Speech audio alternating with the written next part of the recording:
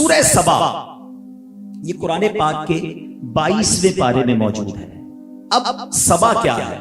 سبا عرب کے ایک قبیلہ ہے. اس قوم کی بستی یمن میں شہر صنعاء سے 6 میل کی دوری پر واقع تھی.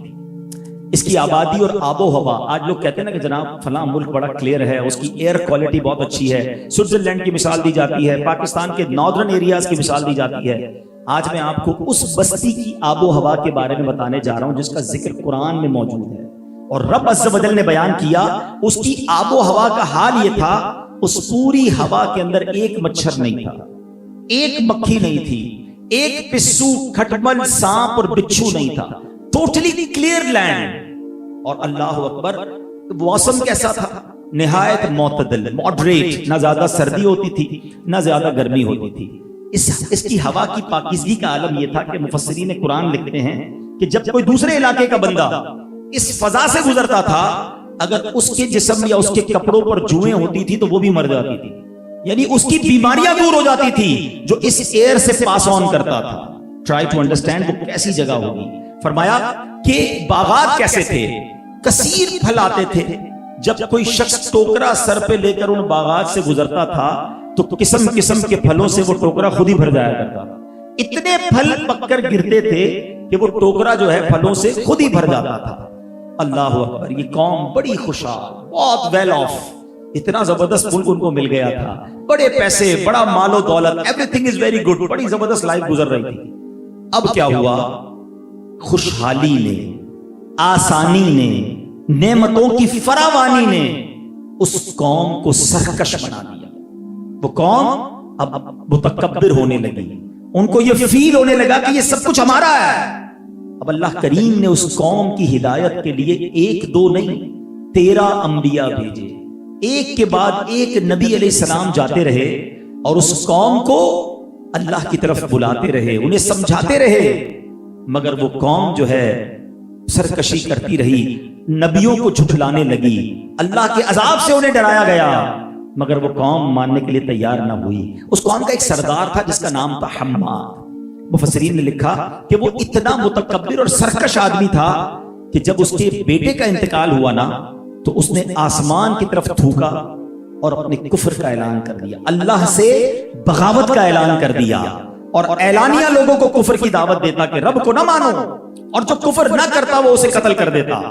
اور اب جو انبیاء آتے نا ان کو گستاخی کر کے وہ کہتا آپ اپنے اللہ سے کہہ دیجئے ہماری نعمتوں کو چھین سکتا ہے تو چھین کر بتا دیں، اپنا عذاب بھیج سکتا ہے تو بھیج کر بتائے، ہم اب تمہارے رب کو نہیں مانتے. اللہ اکبر. میرے بیچ اسلامی بھائیوں، یہ وہ قوم تھی جس کی مثال دی جاتی تھی، جس کے باغات اور جس کی خوشحالی کی دنیا پر بھی ایگزامپل دی جاتی تھی. ان کو بار بار سمجھایا گیا نہ مانے، کفر پر ڈٹے رہے.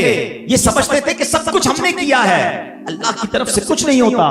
معاذ اللہ، جب ان کو سیلاب بھیجا گیا. اب سوال یہ ہے کہ جب یہ قوم اتنی ویل آف تھی تو انہوں نے اپنی پروٹیکشن کے تو بڑے کام کیے ہوں گے، سیلاب کیسے آیا؟ اچھا مزے کی بات ہے وہاں کوئی سمندر نہیں تھا.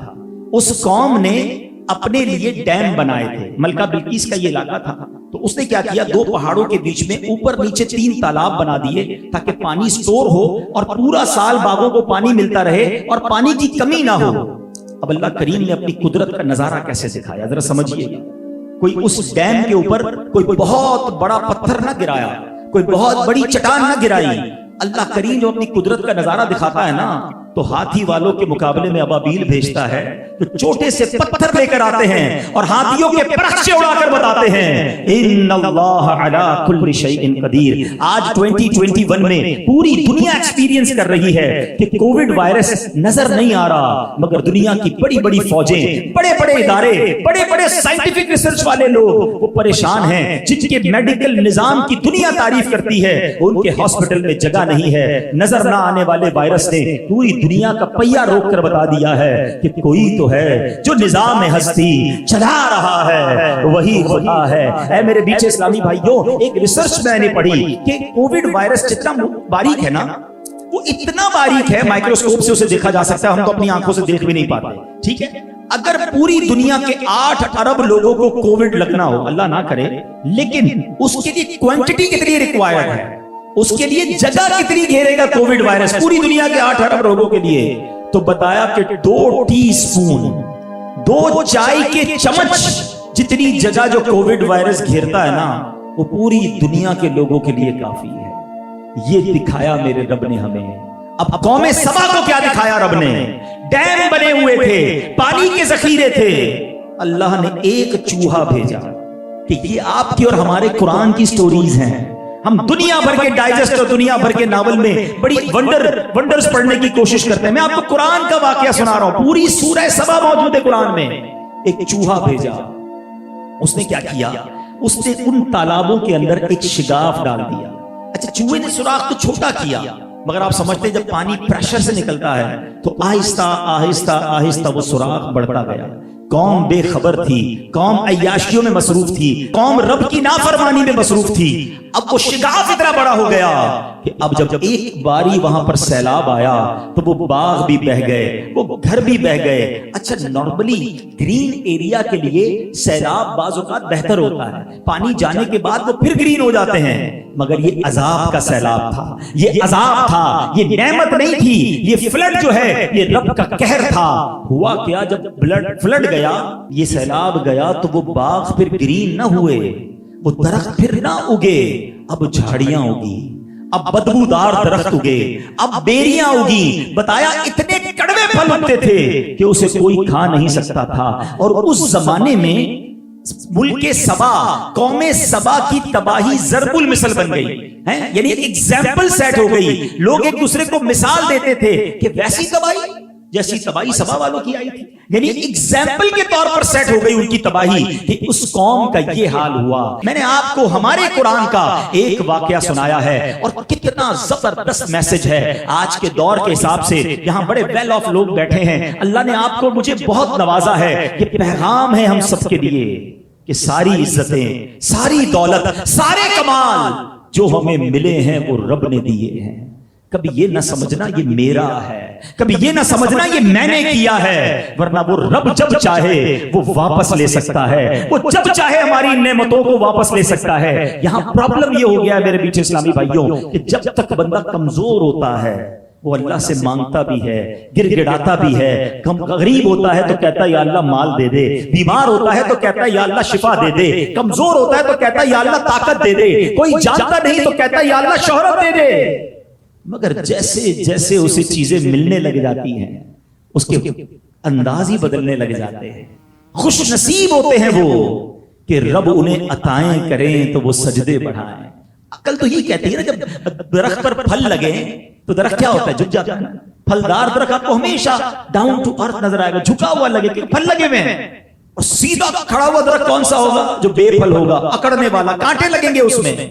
مگر یہاں بڑا عجب معاملہ ہے, اللہ جب عطائیں بڑھاتا ہے تو لوگ خطائیں بڑھاتے ہیں. اب کہتے ہیں میں نے کمایا ہے, ساری میری ہوشیاری ہے, میرا کریکٹ ڈیسیژن تھا, رائٹ ڈیسیژن لیا تھا جب میں نے وہ پلاٹ خریدا تھا. اگر میں وہ نہ لیتا تو اتنے پیسے نہ بچتے.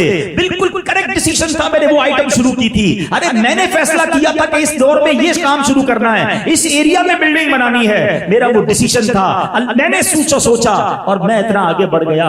نہیں جناب, اگر عقل اور ہوشیاری سے ترقی ملتی ہوتی تو سارے پڑھے لکھے ڈاکٹرز, انجینئر, دنیا کے ارب پتی لوگ تو وہ ہوتے. نہیں جناب, ہم سے زیادہ ہوشیار, ہم سے زیادہ نیک, ہم سے زیادہ پرہیزگار اللہ نے ہمیں ان سے آگے بڑھا دیا. یہ کیسے بڑھایا؟ یہ فقط رب کی عطا ہے. جس وقت ذہن میں یہ فطور آتا ہے کہ یہ میں نے کیا ہے, وہاں سے سمجھ لو یہ زوال شروع ہو جاتا ہے. قوم سبا کی تباہی یہ مجھے اور آپ کو بتا رہی ہے کہ رب جب بھی عطا فرمائے خدا را شکر ادا کرنا. قرآن کی اگلی آیت سنو, ریزن بیان کرتا ہے اللہ کہ قرآن نے بتایا کہ کیوں اس پر ان پر عذاب آیا. What is the reason behind this.